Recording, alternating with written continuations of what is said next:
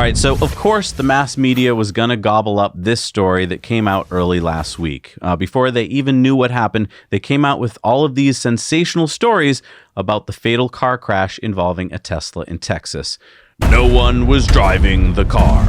Now, the reason we didn't come out with this story last week was there just wasn't enough information yet, but now we know a whole lot more. So what do we know? 2 men died in the accident that happened Friday, April 16th at 11:25 p.m. when the Tesla they were in struck a tree near 18 Hammock Dunes Place, Spring, Texas. Now, Harris County Precinct 4 Constable Mark Herman told KPRC2 that the investigation showed no one was driving the 2019 Tesla Model S when the accident happened. There was a person in the passenger seat in the front of the car, and there was a person in the rear passenger seat of the car. Okay, so number one, a Tesla will not drive itself without someone in the driver's seat unless you keep the seatbelt buckled. So, I mean, you can fake it out if you want to, but if you get out of the driver's seat and unbuckle and then try and sit in the passenger seat or the back seat, the car will immediately stop driving. And if you open the door, there's a lot of things that could stop the car from driving. If Right. you nudge the steering wheel, there's a bunch of things. Another thing to point out, guy in the passenger seat, 70 years old. Right.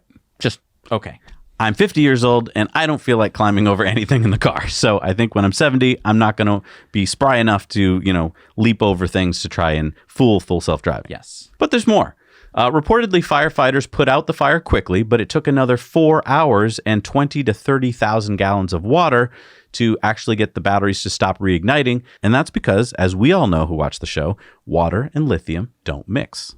The scary part about this is that every fire department is its own individual agency. And so if they don't know how to do something, they just don't know how to do it. Right. It's probably a wake-up call for this fire department. I'm glad that they now know. But hey, if you have any connection to your local fire department, just make sure they know how to deal with electric cars because they're going to be more prevalent as the years go on. Now, the NTSB is now investigating the crash, and autopsies are being performed on both men who died to determine the cause of death. The police said that the vehicle was traveling at a high rate of speed when it failed to negotiate a cul-de-sac turn, ran off the road, and hit the tree. And we can see the tire marks left here. Now, KPRC2 reporter Devin Clark spoke to one man's brother-in-law who said he was taking the car out for a spin with his best friend, so they were just two people in the vehicle. The owner, he said, backed out of the driveway and then may have hopped in the back seat only to crash a few hundred yards down the road, and he said the owner was found in the back seat upright. So one of the reasons we waited to report on this is that there was more information coming in, like this tweet from Ahmad who said, "This doesn't make sense. There are safety measures in place with the autopilot seat is weighted to make sure there's a driver. Hands must be on the steering wheel every 10 seconds or it disengages. Autopilot doesn't go over the speed limit. It's impossible. Research, please." And Elon said, "Your research as a private individual is better than the professionals," at Wall Street Journal. "Data logs recovered so far show autopilot was not enabled, and this car did not purchase full self-driving. Moreover, standard autopilot would require lane lines to turn on, which this street did not have." Earl of Super Frunk Puppy said, "Media really ramping up attacks against Tesla, autopilot, Tesla Solar, one-pedal driving, the Tesla community, and Elon. Someone is scared. Bullish Tesla." Elon says, "Does seem a little weird." So the logs show that the Tesla was not in autopilot. And as Elon said, this car didn't have full self-driving. So now normally when the NTSB is involved in a crash investigation, all the parties involved are supposed to stay quiet to the media for the entire investigation, which typically can take about 2 years. Tesla has previously gotten its hand slapped by the NTSB for publicly disclosing facts about the case before the investigation was closed, and Elon appears to be following that course of action here with his tweets that he already released. And I don't blame him. I mean, why should he stay silent while the court of public opinion blames Tesla for these deaths when it was most likely not Tesla's fault? And I think anytime there's death, it's tragic. But you know what's even more tragic? More death. And you know what's going to cause more deaths? If the public and regulators get the wrong idea about Tesla. Because Teslas are the safest cars, both in an accident and in keeping you from getting into an accident. 100 Americans died in other car accidents on Friday, April 16th. Is the NTSB investigating those too? No, you know why? Because we've just accepted that thousands of people are going to die in cars around the world every day. And I think that we have a little bit more to talk about on this. We've kind of run out of time to do it on this show, but we're going to talk about it more on the Patreon bonus stories. So if you want to check that out, you can head over to patreon.com/nowyouknow. Because I've got a theory. But of course, The story is not over because Consumer Reports just had to chime in the most unhelpful way possible. So they created this video with a Rube Goldberg solution to defeating safety features, proving Darwinism. So here's how it works, right? You buckle the seatbelt behind you in the car, which is illegal in most states that require seatbelt laws, which I think is all states. Okay. So you do that. Then you put the car in autopilot. Okay. They were doing it on a test track. If you did it on a public road, I think this is going to get very illegal very quickly.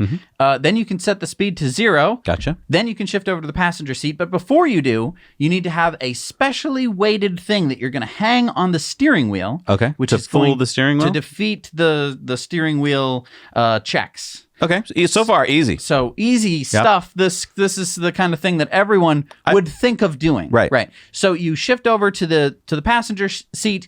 Then you can use the scroll wheel to increase the speed of autopilot up to, I guess, just whatever speed you feel like. Well, I mean, I got to agree with Consumer Reports. Tesla should take more caution with their safety systems. This is so easy, anybody would do it. Exactly. So I just want to get this straight, though. You're going to go through all these steps and think that this is the magical way to unlock full self-driving. That basically anyone that would go through all of these steps would have an intimate understanding of Tesla Autopilot. They would know that they would need to weigh the steering wheel. They would know that they'd need to be buckled. And yet they would also think that the car would be able to fully self-drive. Right. No, that's not true. Anyone who's ever used Autopilot knows that it's not perfect and that they wouldn't trust their life with it. I do want to point out, the Consumer Reports is right here. In a regular ICE car, you can't do anything dangerous. There's safety features. Right. Well, no, there isn't. Like what? Ghost ride the whip, ghost ride the whip, ghost ride the whip, ghost ride the whip. Now scrape. Now, a lot of people are saying that this is equivalent to putting a brick on the gas pedal. And that is absolutely true. The amount of effort that you have to go through. But most cars, you don't even have to put anything on the gas pedal. You can get out of the car and ghost ride the whip. Ghost ride the whip. Yeah. Every single automatic transmission car will let you simply get out of the car and let it roll away. Now, will it be going at high speed? No. Will it kill people? Yes, and has killed people. The guy who played Chekhov in the latest Star Trek died. Why? Because he got out of his car, it wasn't in park, and it rolled into him, pinned him against a wall, and killed him. Yeah. So, Consumer Reports, help us with the vast majority of cars on the road all have this problem. And where is Consumer Reports? Why don't we have... we have safety sensors that know when the door is open, that know when the seat is unlocked. In fact, if only Tesla could have these safety features. Oh, wait, they f***ing already do. If I have many times pulled up my car to somewhere, opened the door, it beeps at me and said, hey, you didn't put the car in park. Don't worry.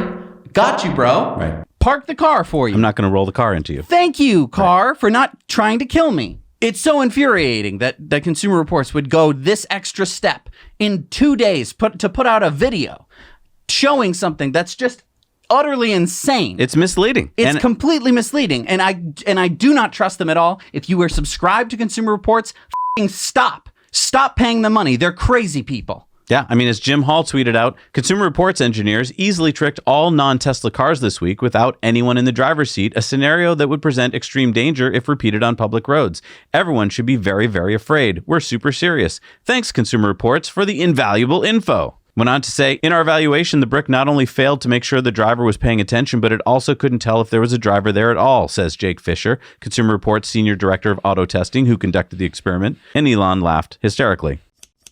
Hey everybody, thanks so much for watching Now You Know Clips. You can watch full episodes of Tesla Time News on Mondays and in-depths on Fridays. Just click the link down below to head over to the Now You Know channel.